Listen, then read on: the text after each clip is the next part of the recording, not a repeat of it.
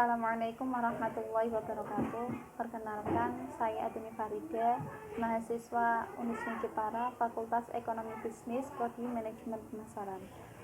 Kali ini saya akan mempresentasikan tugas ujian akhir semester mata kuliah Strategi Manajemen Pemasaran, yang mana memilih perusahaan sesuai dengan sikon pandemi dan menganalisis strategi yang ada pada perusahaan tersebut. Deskripsi dari PT Unilever, yang mana Unilever merupakan perusahaan multinasional yang berkantor pusat di Rotterdam, Belanda. Unilever juga merupakan salah satu perusahaan penanaman modal asing dengan kegiatan usaha produksi. Unilever memproduksi berbagai macam produk, diantaranya makanan, minuman, pembersih, dan juga perawatan tubuh. Selain itu, Unilever juga produsen barang rumah tangga yang terbesar, nomor ketiga di belakang perusahaan P&G dan Nestle. Dan Unilever juga termasuk salah satu perusahaan tertua di dunia yang masih beroperasi dan saat ini juga masih menjual produknya ke berbagai negara, kurang lebih 190 negara.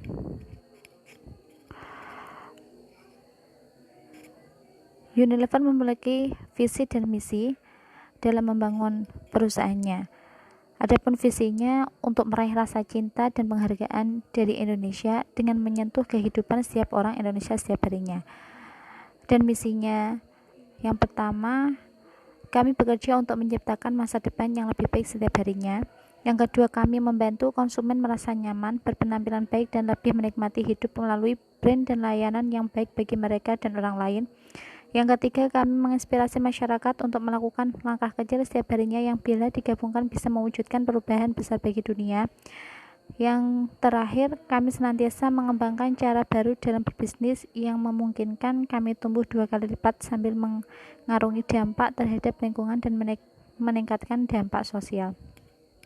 Dari beberapa misi tersebut, Unilever bekerja tidak hanya untuk mendapatkan profit saja, namun mempunyai tujuan yang mana menciptakan masa depan yang lebih baik untuk masyarakat dan memprioritaskan konsumen agar merasa lebih nyaman dan menikmati hidup melalui brand dan layanan yang dikeluarkan dari Unilever.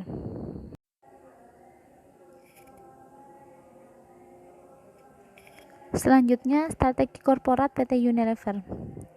Unilever menerapkan strategi diversifikasi produk dengan memproduksi, kemudian memasarkan, dan mendistribusikan barang-barang konsumsi yang meliputi sabun, deterjen, margarin, makanan berinti susu, es krim, produk-produk kosmetik, minuman dengan bahan pokok teh, dan sari buah. Unilever Indonesia memiliki 8 pabrik dengan 40 jenis produk. Strategi yang dilakukan oleh perusahaan merupakan upaya untuk menciptakan sinergi keuangan yang dilakukan dengan menyeimbangkan antara bisnis yang memiliki kas besar tapi peluang rendah dengan bisnis yang mempunyai kas kecil tapi peluang tinggi, atau antara bisnis yang syarat utang dengan bisnis yang bebas utang, menurut Markides.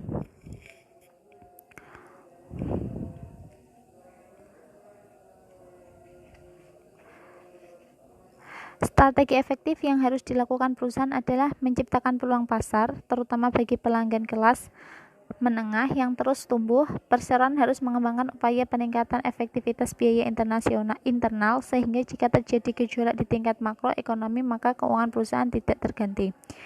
Perusahaan juga harus mengembangkan pasar dengan menerima feedback dari konsumen, memperluas pola konsumen, dan memberikan manfaat yang lebih besar dari setiap produk di seluruh kategori.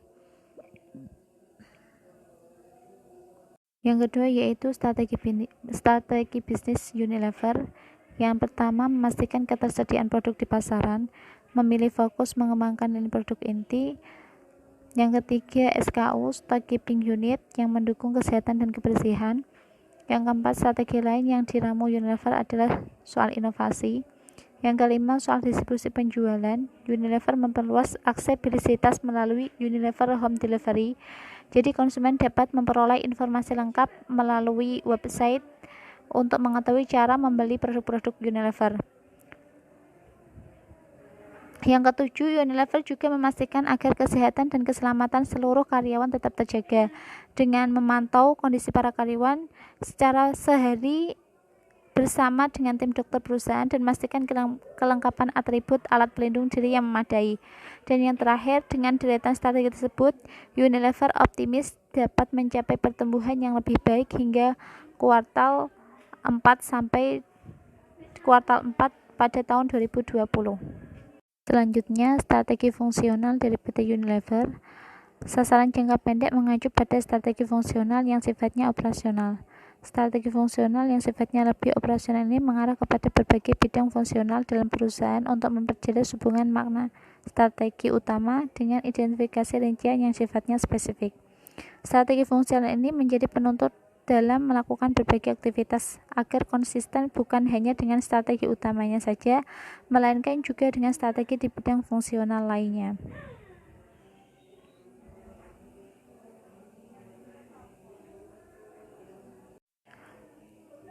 Selanjutnya, kotak kompetisi. Ini ada dua produk, Soclean dan Renso, yang mana dari dua produk tersebut lebih unggul Renso dengan keterangan kualitas yang lebih unggul. Dan untuk harga itu lebih murah Soclean, dan pendistribusian lebih unggul Renso karena outlet Renso di mana-mana. Dan untuk promosi juga lebih unggul Renso karena iklannya lebih intens dan efektivitas iklan dari media cetak dan elektronik.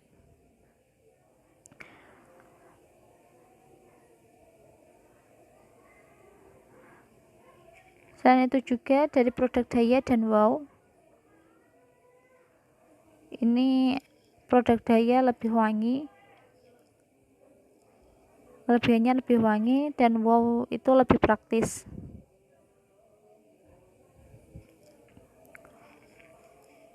Terus untuk harga ini sama-sama murah.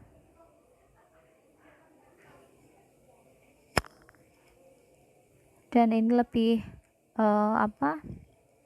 action plan-nya lebih fokus pada harga tertentu karena segmentasi pasar untuk produk ini sudah jelas memang. Terus untuk harganya, untuk pendistribusiannya cukup luas,